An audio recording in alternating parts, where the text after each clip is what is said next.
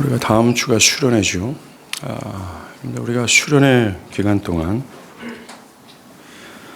성경이 말하는 하나님께서 당신의 백성을 인도하시며 그 백성은 성경의 약속을 신뢰하고 모든 삶의 부분에 있어서 성경에 게시된 하나님의 뜻을 따라 인도함을 받아야 된다라는 말씀을 들을 겁니다. 그렇다면 여기서 우리가 질문이 생기죠. 그렇다면 목사님, 성경은 하나님의 참된 계시입니까? 즉 계시, 하나님과 하나님의 뜻을 드러내는 것으로 이해하시면 됩니다. 정말 성경은 하나님의 참된 계시로서 모든 신자들이 절대적으로 신뢰하고 따를 만큼 큰 권위를 가지고 있습니까? 성경이 말하는 바처럼 나의 모든 것을 부인하고 현재와 미래를 하나님께 양도하여 따를 만큼 성경은 신뢰할 만한 것입니까? 정말로 그것이 하나님의 뜻으로서 삶의 고통과 고난이라는 비바람을 맞아가며 따라야 할 만큼 큰 권위이고 신뢰할 만큼 의지할 만한 것입니까? 과연 성경은 참으로 진실입니까? 라는 질문입니다. 나아가서 현재와는 사회적으로든 문화적으로는 너무나 다른 2000년 전도 훨씬 전에 기록된 이 성경이 현대 사회를 살아가는 우리가 해야 하는 수많은 선택과 결정에 대한 하나님의 모든 권고가 있는 것입니까? 성경은 그리스도 안에 있는 남녀노소의 일상의 모든 부분에 대해 하나님의 인도하심을 받을 만큼 그 범위가 크고 넓습니까? 삶의 모든 고민과 의문들에 대한 답을 줄 만큼 성경은 우리의 삶의 모든 것을 향한 하나님의 어떤 일을 하도록 하는 권고가 있습니까? 그래서 삶의 모든 부분을 나의 생각이나 느낌이 아니라 성경에서 계시된 하나님의 뜻을 따라갈 수 있습니까? 라는 질문이죠. 이 질문은 성경을 믿고 살아가는 모든 신자들에겐 일생일대 가장 중요한 질문이 될 수 있습니다. 만약 그렇지 않으면, 성경이 만약 그렇지 않다면 그리스도 안에 있는 자들이야말로 바울의 말한 바처럼 이 세상에서 가장 미련한 자요, 불쌍한 자요, 미친 사람이 될 수밖에 없습니다. 교회 역사 가운데 수많은 사람들은 이 성경의 권고를 따라가고자 자신의 목숨을 지불했고 세상의 손해와 환난과 핍박을 거스르면서까지 주를 따라갔기 때문에 그렇습니다. 만약 성경이 그러한 참된 권위와 진실함과 모든 부분을 우리에게 가르쳐주지 않는다면 그리스도인이야말로 가장 불쌍한 사람이 될 수밖에 없다는 것이죠. 그리고 이 질문은 여러분의 구원과 특별히 이번 수련회에서 다루게 될 하나님의 인도하심과 관련해서 가장 중요한 것을 건드리는 핵심적인 질문입니다. 우리가 성경의 절대적인 권위를 알고 그것을 인정하는 것은 여러분의 구원과 삶, 나아가 기독교 신앙의 모든 것을 가늠하는 가장 중요한 핵심이 될 수 있어요. 왜요? 신자들의 구원과 삶을 포함한 기독교 신앙의 모든 것은 절대적으로 이 성경의 권위의 복종의 여부에 달려있기 때문에 그렇습니다. 우리의 현재와 미래의 영광은 모두 성경에 게시된 하나님의 뜻에 복종하는가 그렇지 않는가로 결정되기 때문에 그렇습니다. 그러하기에 성경은 과연 하나님의 계시로서 모든 신자들의 현재와 미래를 맡길 만큼 크고 권위가 있는가? 그렇게 할 만큼 신뢰할 만하며 나아가 성경은 신자들이 살면서 삶의 모든 문제들 앞에서 무엇이 하나님의 뜻인가? 라는 질문에 대한 하나님의 권고가 있을 만큼 넓고 폭이 큰가? 이 질문은 정말 하나님의 인도하심을 성경의 뜻 아래서 발견해야 될 신자들에게 매우 중요한 질문입니다. 설교를 시작하기 전에 여러분들 각자에게 물어봐야 됩니다. 과연 나는 이 성경이 하나님의 계시로서 쓰여진 말씀인가? 그 하나님의 계시로서의 하나님의 말씀으로 나는 정말 받아들이고 있는가? 그리고 나 자신의 현재와 미래의 모든 선택과 결정에 대한 절대적인 시금석으로서 나는 성경 앞에서 나의 고집과 견해를 모두 왁스처럼 녹여버리고 성경이 말하는 바에 따라 복종하며 따라갈 의사가 과연 있는가?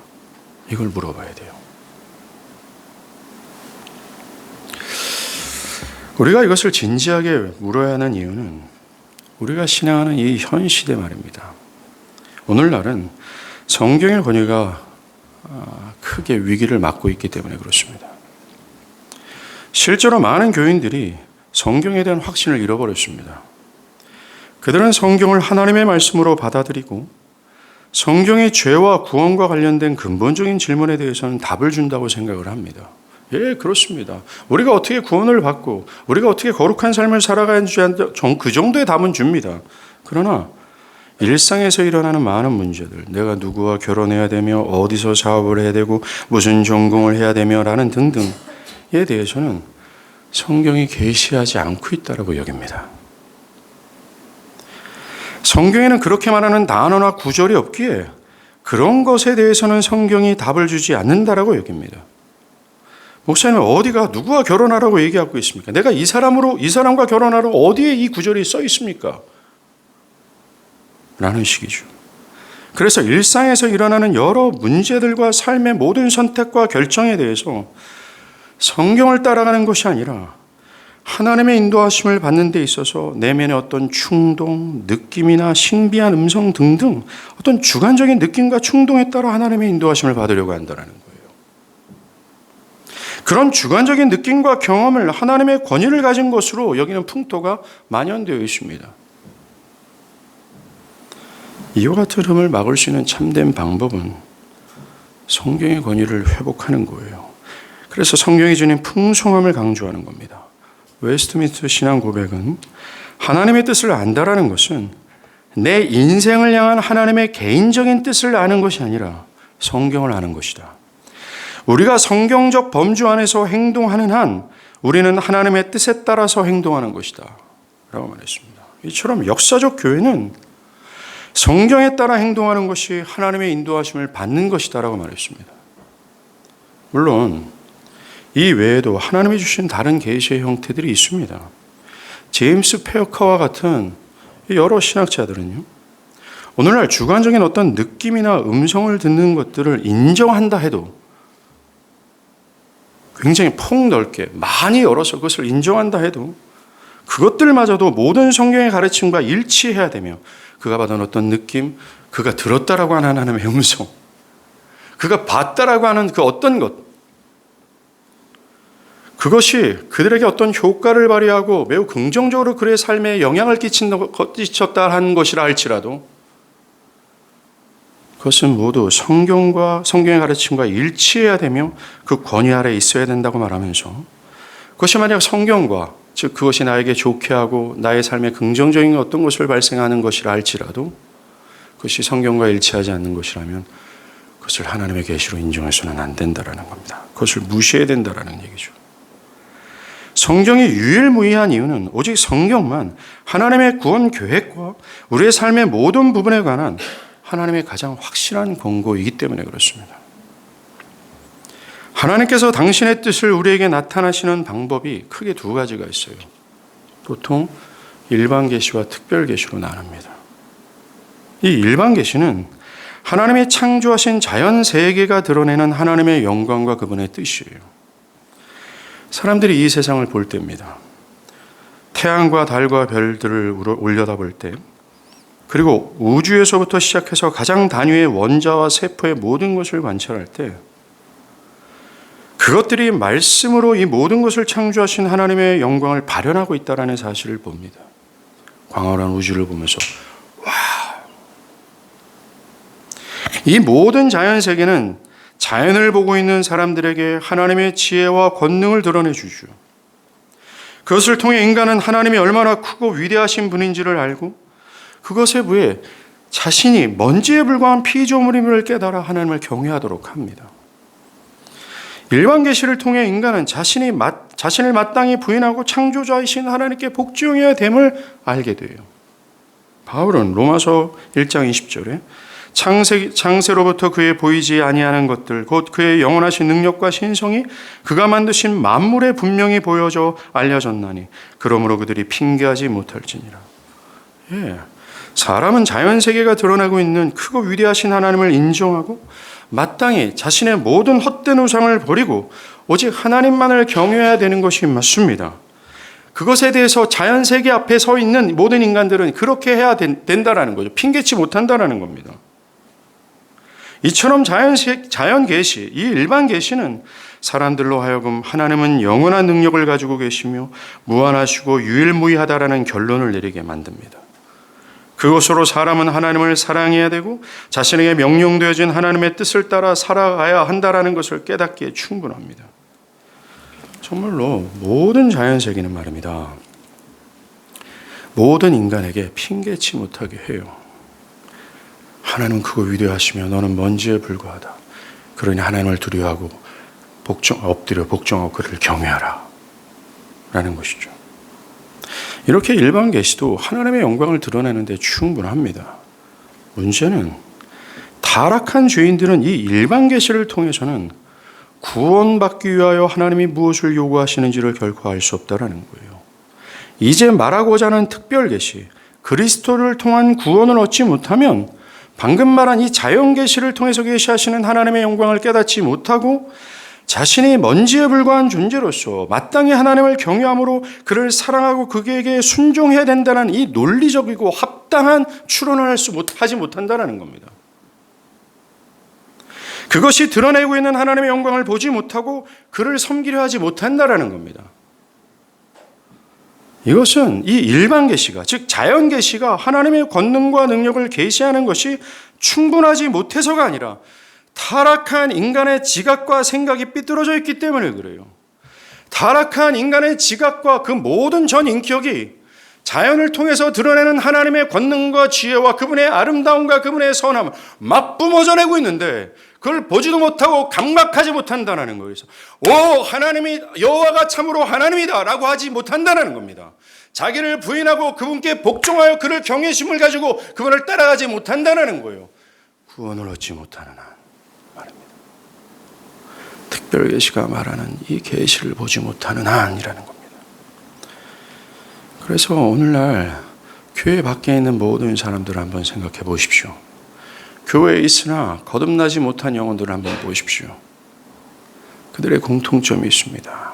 그들은 하늘을 올려다봐도 하나님께서 이 모든 자연세계를 통해서 당신의 영광을 드러내고 있음에도 불구하고 보지 못합니다. 그래서 하나님을 경외하지 못합니다. 자기를 굴복시켜 그분을 두려워하며 그분을 섬기지 못합니다. 왜 그럴까요? 구원을 얻지 못했기 때문에 그래요. 특별 계시란 하나님의 아들 예수께서 죄인들의 죄를 사하시기 위해 죽으시고 부활하심으로 그를 믿는 모든 죄인들을 영원히 의롭다 하신다라는 복음이에요. 간단히 말해서 특별 계시는 주 예수를 믿으라 그리하면 구원을 얻을 것이다라는 겁니다. 이 특별 계시, 이 복음은 창세기 3장으로부터 시작하여 아브라함을 걸쳐 출애굽기에서는 모세 그리고 역사서와 선지서 등등에서 여러 선지자들의 말과 기적 사역을 통해 계시되고 또 계시되다가 또 반복되어지고 또 반복되다가 결국 그리스도의 죽음과 부활하심으로 성취가 돼요. 히브리서 1장은 이 과정을 설명합니다. 옛적의 선지자를 통하여 여러 부분과 여러 모양으로 우리 조상들에게 말씀하신 하나님이 이 모든 날 마지막에는 최종적이라는 겁니다. 결론적이라는 겁니다. 그 이후에는 다른 계시가 없다 할 정도로 완전하고 최종적이며 결론적으로 아들을 통해서 우리에게 말씀하셨다라고 말해요. 이게 특별 계시입니다. 그렇습니다. 이 특별 계시는 오직 성경을 통해 유일무이하게 계시되었어요. 성경이 구속에 대한 유일한 계시라는 겁니다. 중요한 사실은 하나님은 이 계시를 문자로 기록하게 하셨다라는 거예요. 그래서 이것을 잘 보존하고 더 잘 전파하기 위해 그리고 교회가 타락과 사탄과 이 세상의 악함에 맞서 좀 더 견고하게 서기 위해 위로를 받기 위해서 하나님은 종이 위에 글을 써서 기록하게 하셨다라는 겁니다. 그러하기에 이 계시는 내면적이거나 주관적이면서 막연한 것이 아닙니다. 그것은 우리의 감정과는 아무런 상관이 없어요. 나만을 위해서나 혹은 어떤 특정한 사람들만을 위해서 개인적으로 주어진 것이 아닙니다. 하나님의 뜻은 우리 안에서 감지할 수 있는 계시의 음성이 결코 아닙니다. 여러분들이 하나님을 믿든 하나님을 믿지 않든 현재 하나님을 향해서 불꽃이 타오르든 완전히 냉랭해서 죽어있는 자와 같이 되든 상관없습니다. 이 하나님의 뜻은 기록된 문자로 인쇄물로 되어 있어요. 그것은 볼 수 있습니다. 기록된 것입니다. 하나님의 뜻은 동사와 명사와 주어와 질문과 감탄과 경고와 격려와 비유와 역사와 잠언과 시편과 전치사와 대명사로 적절하게 배열되어 기록되어 있습니다. 하나님의 뜻인 말씀은 매우 객관적이기에 내 마음에 들려지는 세미한 음성과는 아무런 상관이 없어요. 우리는 내 마음에 들려지는 세미한 음성으로 하나님의 뜻을 구하려고 그것을 발견하려고 애쓸 필요가 없습니다. 이미 주님은 기록하셨어요. 여기에 말입니다. 이 하나님의 뜻은 어떤 능력이 있다, 어떤 특별한 은사를 지닌 특정한 사람들의 것이 아닙니다. 모든 사람들이 모두가 똑같이 이 계시의 말씀을 들려줄 수 있고 들고 다닐 수 있도록 하나님은 하셨습니다. 예수님도 이 반복적으로 이 성경의 이 성격을 밝히셨어요. 기록되었을 때 너희가 읽지 못하였느냐 라고 반복해서 말씀하지 않았습니까? 내가 율법과 선지자를 폐하려 온 줄로 생각하지 말라. 천지가 없어지기 전에 율법의 1.1획도 결코 없어지지 아니하고 다 이룰 것이다. 주님 또한 이 계시된 하나님의 말씀이 글로 기록되어 있다라고 이야기를 하셨어요. 이처럼 주님은 하나님의 뜻인 말씀이 글자로 기록되었음을 말씀하셨습니다. 그러하기에 하나님의 뜻은 명확하고 실체가 있고 알아볼 수 있도록 인쇄된 기록물이라는 겁니다. 따라서 우리가 하나님의 인도하심을 받기 위해 알아야 될 하나님의 뜻이 성경에 기록되어 있기에 성경이 없어서는 안 된다는 거예요.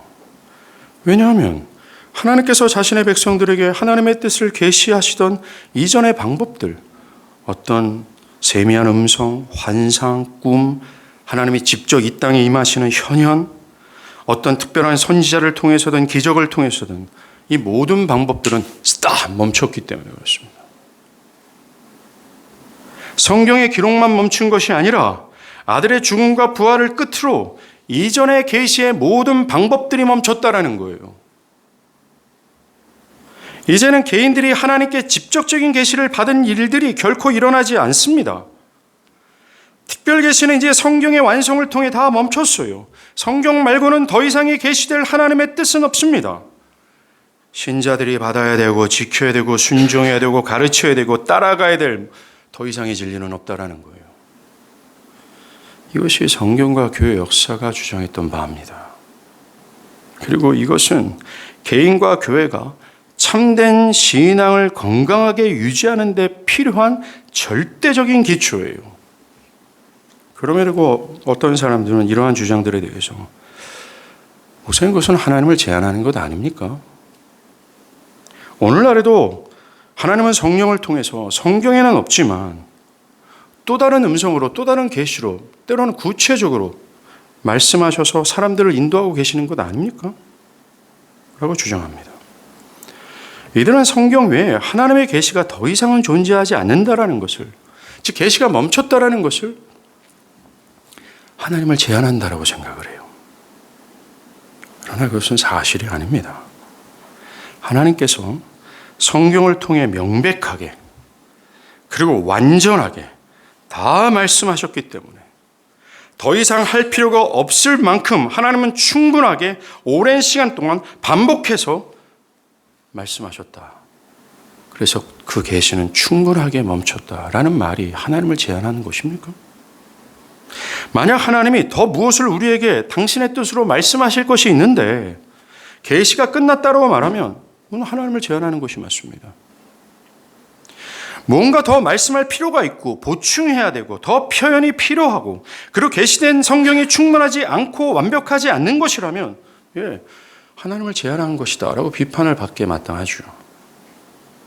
그러나 하나님은 성경을 4,000년의 역사 동안 긴 역사를 통해 너무나도 많이 그리고 자주 반복해서 그리고 온전하게 다 말씀해 주셨어요. 하나님은 그 오랜 세월 동안 쉴 수 없이 말씀하셨습니다.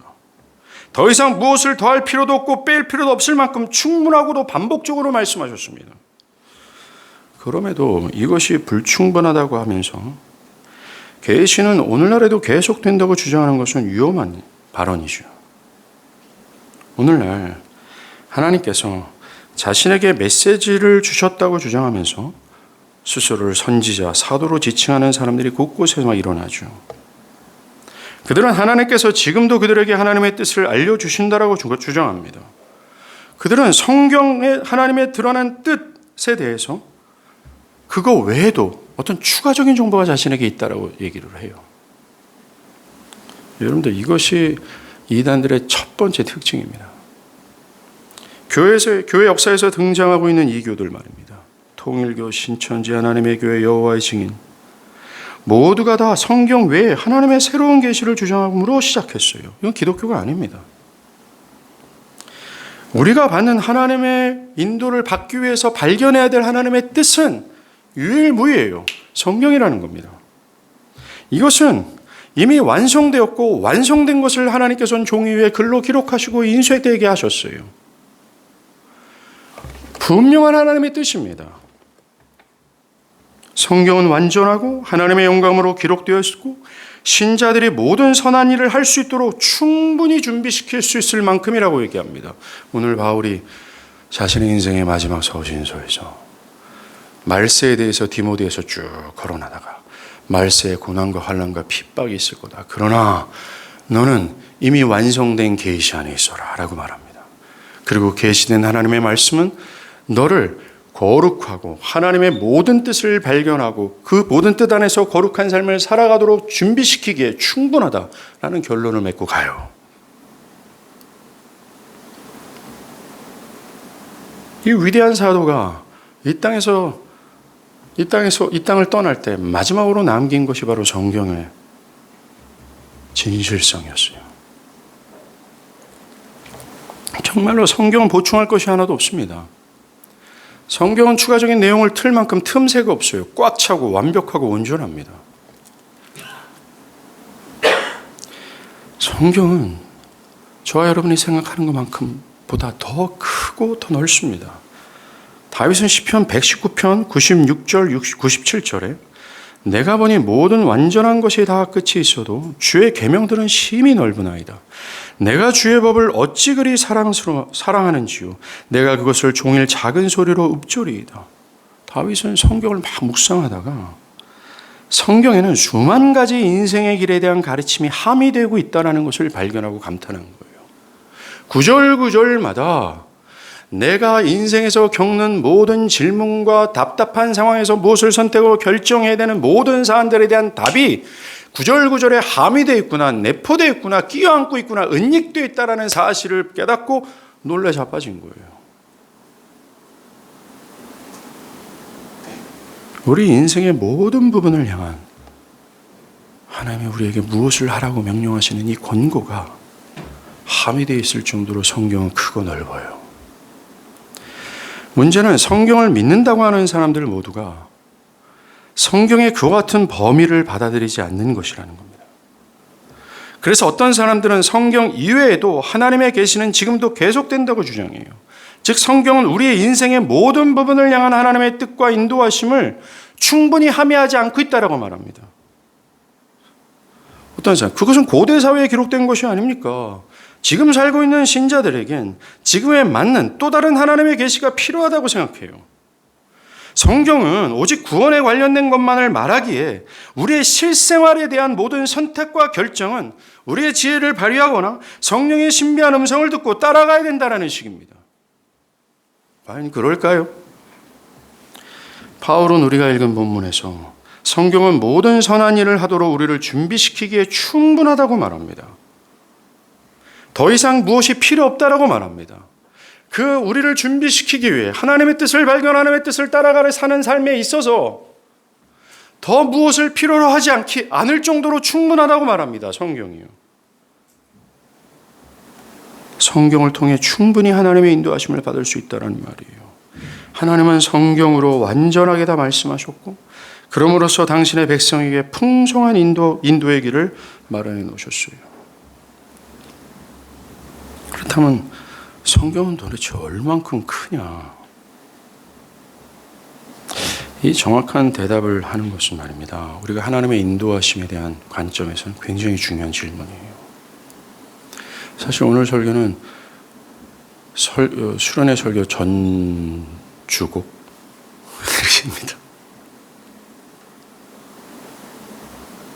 이 질문은 두 가지 의미를 묻고 있는데 첫 번째는 성경은 정말 하나님의 영감으로 기록된 하나님의 계시입니까? 그렇다면 이 66권의 성경이 정경으로 결정되었다면 왜 그렇게 되었습니까? 두 번째는 정말로 성경은 우리의 삶의 모든 문제를 어디서 사업을 어느 지역에 어디 아파트를 구입해야 되고 어느 학교를 진학해야 되는지에 대한 답들을 언급하고 있습니까? 그렇다면 그 분명한 성경 구절이 있습니까? 라는 질문이에요. 첫 번째로 이것은 좀 짧게 제가 자주 언급한 내용인데 짧게 좀 언급하고 넘어가겠습니다. 성경 전체가 과연 하나님의 영감으로 쓰여진 하나님의 계시인가? 성경의 정경성이에요. 성경적 정경이란 진정한 성경으로 인정받는 책들의 목록을 가리킵니다. 지금 성경이죠. 그렇다면 교회는 어떤 규칙 또는 기준을 따라서 여러 책 중에 오직 현재 성경이 담고 있는 66권만을 정경으로 인정했을까? 웨스트민스터 신앙고백은 이렇게 말합니다. 흔히 유경이라고 불리는 책들은, 이 유경은 고대 사회에서부터 성경 이외의 많은 책들을 뜻합니다. 하나님의 이적과 기사를 기록했다라고 하는 책들이죠.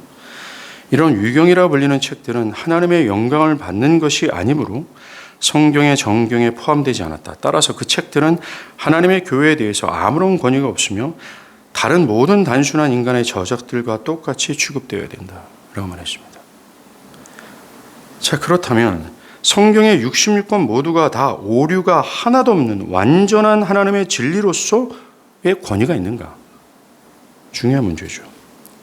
성경에 있는 모든 목록의 책들이 성경의 정경으로 채택된 이유는 그들이 가지고 있는 신적 권위 때문에 그렇습니다.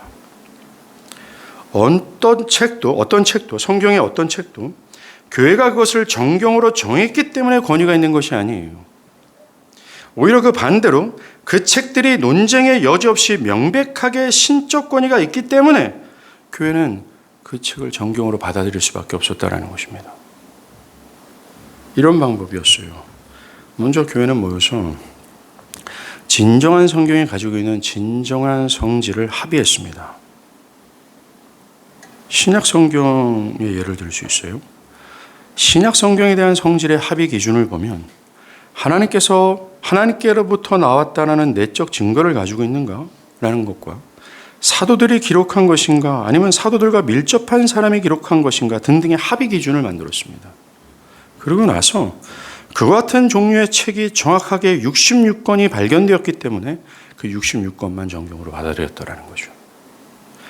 교회는 함께 합의한 신적 권위를 가진 책들을 알아봤을 뿐이며 바로 그 이유 때문에 그 책을 목록에 올려놨다는 겁니다.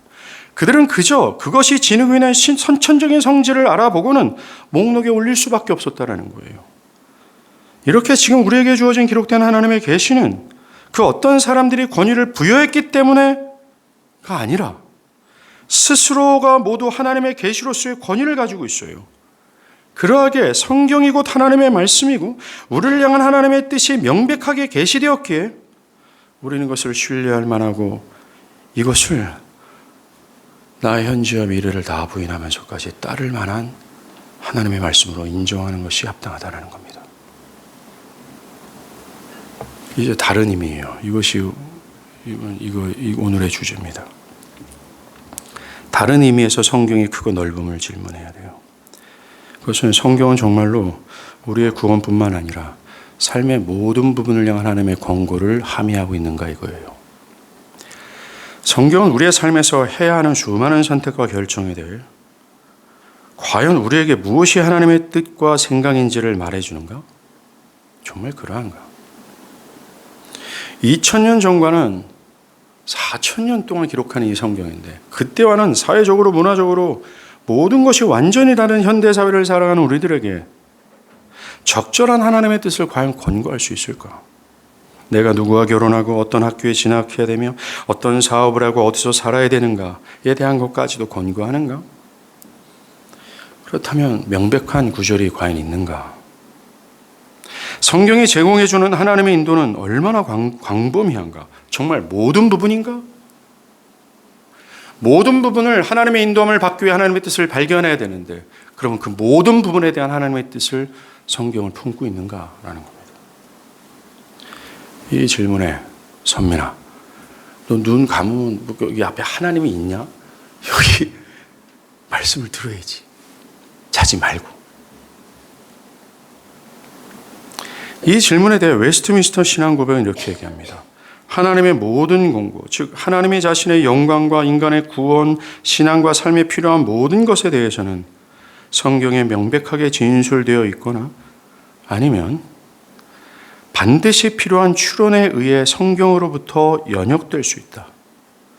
성령의 새로운 계시에 의해서든 인간의 전통에 의해서든 캐톨릭을 좀 비판하는 거예요. 그 어떤 것도 어떤 때든 성경에 덧붙여서는 안 된다. 성경은 그저 일부가 아니라 우리의 삶에 대한 하나님의 모든 공고를 제공할 만큼 크다라는 거예요. 광범위하다라는 겁니다. 보충이 필요하거나 어떤 갱신이 필요하지 않는다라는 거죠. 결코 부적절하거나 시대에 뒤지지 않는다라는 겁니다. 하나님이 받으실 만한 영광을 하나님께 돌리기 위해서 우리가 알아야 될 모든 것을 성경이 제공한다라는 거예요. 구원에 대해서 우리가 알아야 될 모든 것, 무엇을 믿어야 하는지, 그리고 어떻게 살아야 하는지에 대해서 우리가 알아야 될 모든 것을 성경이 제공한다는 겁니다. 우리가 따라야 할 하나님의 인도함이 없는 것이 하나님의 인도가 하나도 없다라는 거예요. 성경은 모든 것을 다 제공해 줍니다. 그래서 아까 시편 119편에 다윗이 감탄한 거예요. 모든 게 다 들어있구나 라는 겁니다. 여러분들, 우리가 성경이 담고 있는 우리 삶의 모든 부분을 향한 하나님의 권고를 발견하기 위해선 단순히 성경을 읽는 것으로 멈춰서는 안 됩니다. 성경이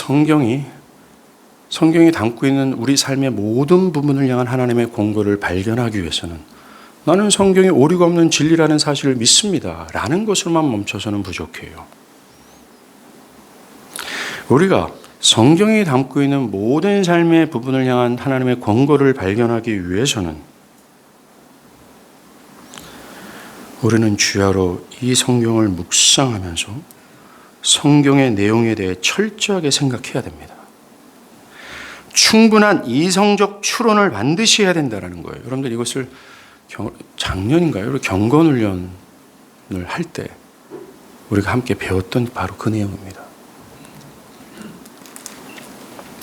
이와 같은 묵상은 성경 본문에 대한 우리의 논리적인 추론을 하게 하므로 그 본문이 담고 있는 충분한 하나님의 뜻을 발견하게 해요. 묵상은 성경의 명백한 진술을 꿰뚫고 거기에 함유되어 있는 우리 인생의 모든 권고를 발견하는 데까지 이르게 한다는 겁니다. 오늘날 성경은 우리의 구원에 관련된 것만 기록되어 있겠죠. 되게 부분적이고 파편적인 하나님의 뜻만을 제공할 뿐 나머지는 우리가 알아서 어떤 사람들은 성령의 음성을 따라 하나님의 뜻을 발견하면서 살아가야 됩니다 라고 말하는 사람들, 또 그렇게 생각하고 암묵적으로 거기에 동의하는 모든 사람들의 문제는 한 번도 성경을 주야로 묵상하며 이것을 자세히 살피고 이것을 연구하는 자세를 잃어버렸기 때문에 그렇습니다. 성경의 구절구절에 나타나는 하나님의 뜻과 그것을 꿰뚫고 지금 나의 현재, 즉 심리적인 것, 정서적인 것, 육체적인 것, 사업이든 연애든 결혼이든 그 모든 것을 향한 하나님의 권고를 발견할 때까지 뚫고 나려가지 않는다라는 거예요. 맥체인을 합니다. 그냥 다 읽었습니다. 거기서 끝이라는 거죠. 평생 그렇게 읽어보십시오. 거기 함유되는 하나님의 뜻과 생각을 절대로 발견하지 못할 겁니다.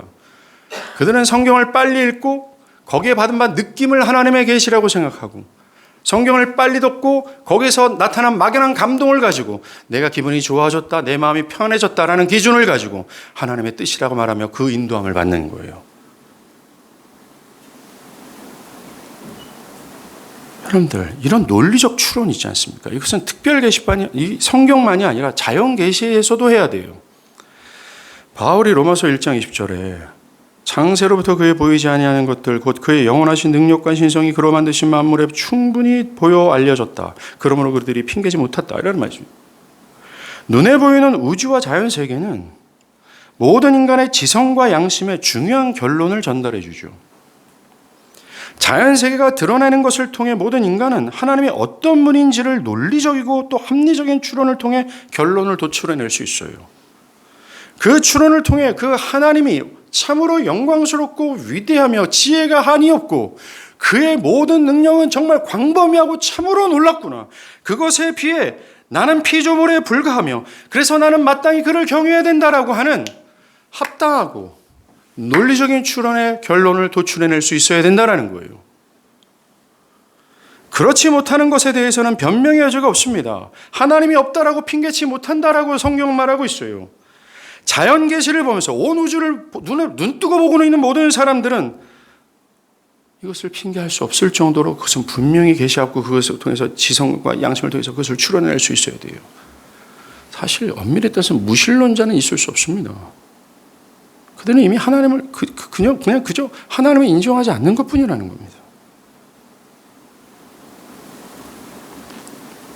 이와 관련해서 가장 좋은 예가 있어요. 에덴에서 주어진 선악과 먹지 말라는 명령이 있죠.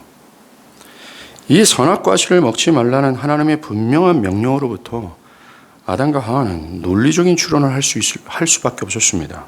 그들은 하나님의 명령을 논리적으로 추론하면서 하나님이 악을 창조하신 것도 아니고 그들이 그 악을 경험하지도 않았지만 그 명령을 통해서 악이라고 하는 것이 실제로 존재한다라는 것을 알 수 있었습니다. 추론할 수 있었죠. 그리고 에덴에서는 존재하지 않았고 하나님의 명령에서도 규정되지 않았던 죽음의 의미도 그 명령 자체로부터 논리적인 추론으로 알 수 있었습니다. 아, 죽음이 있구나라고요.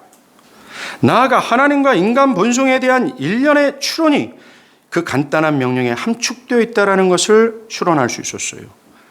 그것은 하나님이 인간을 심판하시고 그들에게 책임을 물으실 수 있다는 것, 또한 인간이 죄로 인해 자신들의 순수성을 잃어버릴 수 있다는 추론을 할 수 있었다는 겁니다. 그리고 자신들의 순종의 여부에 따라 자신들이 영원히 살 수도 있고 영원히 죽음을 맞이할 수 있음을 추론을 통해서 알 수 있었어요. 이 간단한 명령을 깊이 묵상함으로 아담은 하나님과 인간 교리에 대한 어마어마한 조직신학을 가질 수 있었다는 겁니다. 우리가 여기서 알 수 있는 것은 그와 같은 묵상을 통해 하는 이 논리적 추론은 하나님께서 실제로 하신 말씀과 동일한 권위를 가지고 있다는 거예요. 선악과 먹지 말라라는 이 명령과 함께 거기에서 추론되어지는 모든 함의된 말씀들이 동일한 권위를 가지고 있다는 것으로서 동일하게 우리가 믿고 따라가야 될 하나님의 말씀이라는 겁니다. 기록되지는 않았지만 성경이 품고 있는 하나님의 뜻들이 기록된 말씀만큼이나 하나님의 뜻이라는 거예요. 기록된 것을 바탕으로 한 논리적인 추론으로 드러나는 함의되어 있는 뜻, 그리고 기록되어 있는 뜻, 이게 우리의 삶의 모든 부분을 향한 하나님의 권고예요. 우리를 향해 어떤 것을 선택하고 결정하라는 하나님의 명령이 될 수 있다는 겁니다. 이것이 아까 우리가 질문했던 하나님의 인도하심을 받으려면 성령의 세미한 음식이나 어떤 음성이나 내적 충동이나 어떤 느낌을 받을 필요도 없이 우리의 삶에서 해야 되는 수많은 선택과 결정에 대해 성경만을 유일하게 의존해야 되는가? 라는 질문에 답이 됩니다. 현대사회를 살아가는 우리들에게 적절한 하나님의 뜻을 성경을 통해서 발견할 수 있는가에 대한 답이에요. 우리가 하나님의 인도하심을 받을 만큼 성경은 삶의 모든 부분에 대해서 권고하는가? 예, 그렇습니다. 여러분들, 기독교는 우리에게 매우 큰 지성을 요구해요. 전심으로 지성을 기울이는 것을 요구한다는 겁니다. 그런데 오늘날 교회 안에서 성경에 대해 우리의 이성적 추론을 해야 하는 지성을 터부시하고 생각 없는 모습을 보는 것이 슬픈 현실이죠. 우리가 경건 훈련할 때 그 부분을 많이 거론했는데, 하나님의 인도하심에 대해서도 해당 구절이 없잖아요. 그런 해당되지 않지 않습니까? 성경이 이것에 대해서 말하는 단어도 없고 문장도 없는데 라는 식으로 반응하면서 성경을 터부시하고 성경에서 하나님의 뜻을 발견하려고 하지 않는다라는 겁니다. 이것으로 하나님의 모든 권면이 완전하게 계시된 성경을 약화시켜요. 그러면서 실제 삶에서는 성경 말고 또 다른 계시, 또 다른 어떤 음성이 필요하다라고 주장합니다.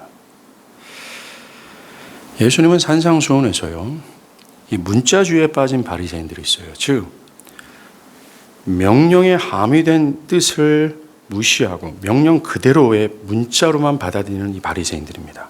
그들에게 이렇게 비판하셨습니다. 바리새인들은 율법이 살인을 금하고 있다는 것을 알고 있지만 그 명령이 함의하고 있는 형제를 미워하는 것도 살인이다라는 것, 또한 죽이고 싶어하는 욕망 또한 살인이라는 사실에 대해서 무시했어요. 예수는 그처럼 협소하게 성경을 오용하고 왜곡하는 방식을 폭로하셨습니다. 또 예수님은 간음을 금하는 율법이 마음으로 음욕을 품는 것까지 함의되고 있음을 분명히 말씀하셨습니다. 상당 부분의 기독교 교리가 대표적으로 삼위일체 교리죠. 이 삼위일체 교리는 성경의 그 어떤 구절도 어떤 단어도 표현되지 않고 있어요. 성경 전체를 추론한 결과로 도출된 결과가 삼위일체와 같습니다. 근데 대부분의 기독교 교리가 제대로 된 참된 추론에 의해 파생되어서 얻어진 것들이에요. 예수님 자신이 그 방법을 사용함으로써 논리적인 추론이 구속력이 있음을 보여주셨습니다. 사두개인들이 부활을 부인하잖아요. 그 부활을 부인하는 사두개인들에게 예수님 이런 말씀하셨습니다. 죽은 자의 부활을 논할진대 하나님이 너에게 말씀하신 바 나는 아브라함의 하나님이요 이삭의 하나님이요 야곱의 하나님이로다 하신 것을 읽어보지 못했느냐?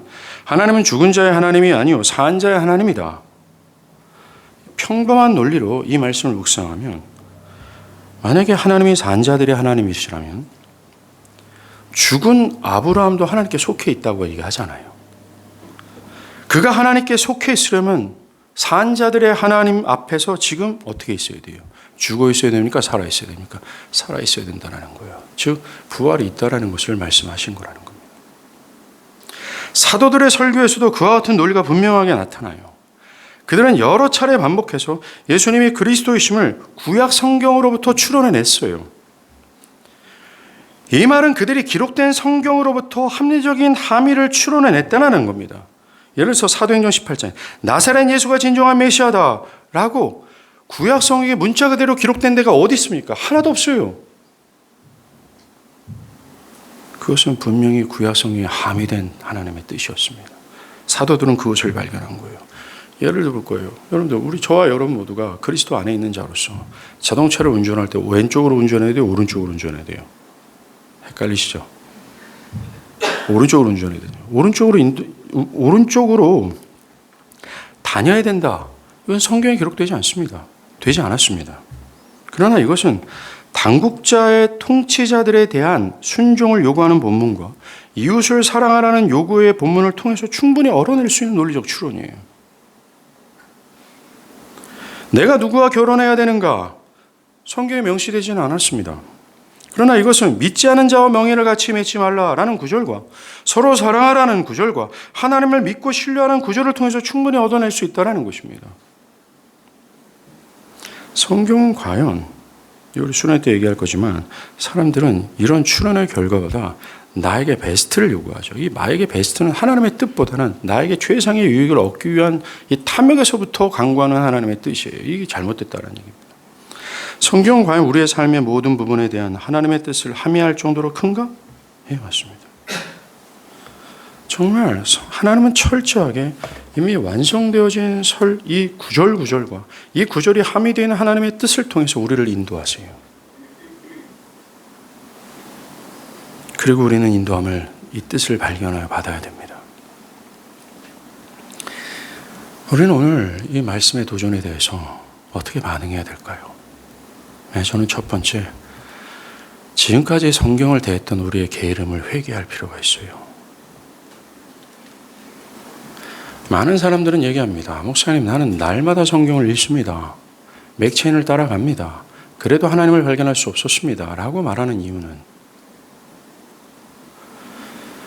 성경을 주하로 묵상하고 그 성경을 들고서 깊이 생각하고 연구하지 않았기 때문입니다.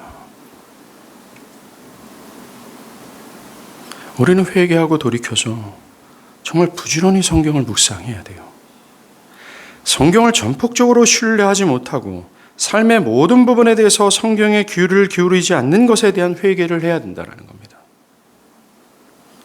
이미 논리적으로도 신학적으로도 바르게 추론되어서 선포되어지는 설교에 대해서 여러분 그것을 하나님의 말씀으로 듣고 있습니까? 하나님이 저 설교자의 입술을 통해서 나에게 말씀하신다라고 여길 정도로 그것을 하나님의 말씀으로 받으며 그 가르침을 받아들이고 따라가고 있습니까? 그렇지 않다면 회개해야 합니다. 그동안 성경을 구원에 관련된 계시만 있을 뿐 삶의 모든 부분을 향한 하나님의 뜻은 없다. 그렇게 여기면서 성령의 특별한 감동과 내적 충동을 통해서 그 하나님의 뜻을 주관적으로 판단하여 따르고 있다라면 그 태도에서 돌이켜야 돼요. 성경은 우리가 알아야 될 모든 하나님의 뜻이므로 그 뜻에 따라 인도함을 받아야 된다. 라는 의식의 전환, 개혁이 필요해요. 이러한 성경에 대한 태도의 전환은 계시된 내용을 듣는 우리들에게 매우 기본적인 전환이 될 수 있습니다. 이 전환이 없으면 어떻게 들려지는 설교를 수용하고 그것에 따른 은혜의 경험과 변화를 기대할 수 없어요. 여러분들의 변화의 지점은 여러분들이 성경을 어떻게 대하느냐로 결정되어진다는 겁니다.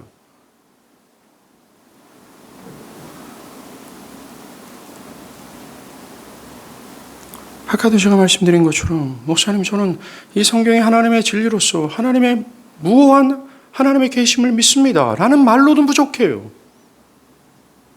그런 상식적인 어떤 지식은 필요가 없습니다. 과연 실제로 여기에서 계시하는 여러분들을 향한 하나님의 구원의 뜻을 발견하고 믿음의 선진들처럼 성령께서 우리 마음의 죄를 자각하게 하여 참되게 나를 슬프게 하게 하시고 절망스럽게 하셔서 내가 구원자가 없으면 죽어 마땅한 죄인이구나 라는 깊은 탄식 가운데 그리스도 예수를 구원을 위하여 여러분들 손을 뻗어본 적이 있냐라는 거예요. 그 계시된 말씀이 그렇게 말씀하고 있기에 여러분들이 태어날 때부터 교회에 머물러 있다라는 것으로 판단하지 마시고 구원은 이런 것이다, 나는 거듭난 것이다 라는 것을 주관적으로 판단하지 마시고 성경의 거듭남을 뭐라고 말하는지, 그 내면을 변화시킨 신자의 모습이 뭐라고 말하는지, 신자로서 삶의 열매가 이렇게 할 때 이것이 신자고 그렇지 않다라는 분명한 하나님의 계시 앞에서 여러분들은 성경 앞에 서야 돼요. 성경 앞에서 여러분들의 구원과 신앙을 판단할 수 있어야 되는 겁니다. 그런데 영적으로 죽은 사람들은 그 능력이 없어요. 그 기능이 상실되어 있기 때문에 그렇습니다. 여전히 나를 좋게 여기고 나의 신앙은 어느 정도의 급이 있다라고 생각하게 하죠. 그리고 여러분의 삶의 문제입니다. 여러분의 삶의 모든 부분에 있어서 여러분의 정서적인 것, 여러분들의 인간관계, 여러분들의 심리적인 것, 그 모든 부분에 있어서 성경을 깊이 묵상하고 그 함이 되어 있는 하나님의 뜻을 발견하여 그 뜻 앞에 나를 부정하고 그를 따라가야 돼요. 많은 교회에 있는 사람들의 문제가 뭔지 아십니까? 성경은 성경이고 나는 나라는 것입니다. 성경은 그저 지식뿐이고 나의 삶, 내 눈빛, 내가 신앙하는 태도, 안식일을 기억하여 거룩하게 지키는 기준들, 그 모든 것들이 자기가 기준이 되어버렸어요. 그래서 성경이 주구장창 나에게 말하고 지적하고 훈계하고 야단치고 또 윽박지르는 모든 것들을 왁스처럼 녹여버리고 여전히 고집스러운 자신의 견해와 정신에 따라 살아가며 신앙합니다. 나는컨대 그들은 산자의 하나님 안에 속한 사람이 아니에요. 우리는 성경이 우리의 구원과 삶에 대해서 말하는 하나님의 뜻을 철저히 자기를 부인하고 겸손히 온전히 수용하여 따라야 합니다. 구원과 삶의 모든 부분에 대해서 나의 주관적 판단이나 세상의 지혜를 부인하고 온전히 성경에서 계시하고 있는 그 부분, 이 항목, 이 선택에 대한 하나님의 뜻을 수용하고 그것을 따라야 해요. 그것이 곧 하나님의 인도하심을 받는 모습이라는 사실을 깨닫고 그렇게 해야 합니다. 우리는 하나님의 인도하심을 받고 싶어 합니다. 이럴 때 내가 어떤 것을 결정해야 하나님의 인도를 받을 수 있습니까? 라고 주구장창 말을 하는데 정작 하나님께서 나의 삶의 모든 부분을 인도하시는 그 하나님의 뜻이 여기 기록되어 있는데 볼 생각도 안 하고 이것을 따라가지도 않으려고 해요. 여러분들, 만약 여러분들이 성경이 삶의 모든 부분을 우리에게 말하고 있다라고 믿는다면 성경에서 계시된 하나님의 백성을 향한 수많은 은혜의 약속 또한 믿어야 돼요. 고난과 고통 속에서 삶의 고민과 낙담에 빠진 당신의 백성들을 향한 하나님의 은혜에 계시된 약속들을 기억하고 알지 못하면 단언컨대 하나님의 인도함을 불안해서 어떻게 따라가겠습니까? 반대로 그 약속을 믿고 있다면 고통과 고난 속에서 좌절하지 않고 손해와 핍박이 예상되는 그 지점에서도 담대히 성경에 계시는 뜻을 따라 인도함을 받게 될 거예요.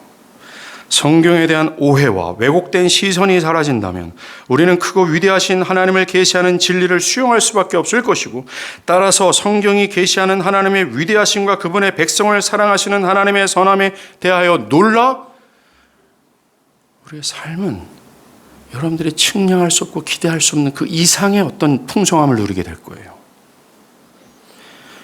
사랑하는 여러분, 수련을 준비하는 기간 동안 과연 나 자신이 성경을 어떻게 생각하고 있는지 돌아보시기 바랍니다. 기도하시겠습니다.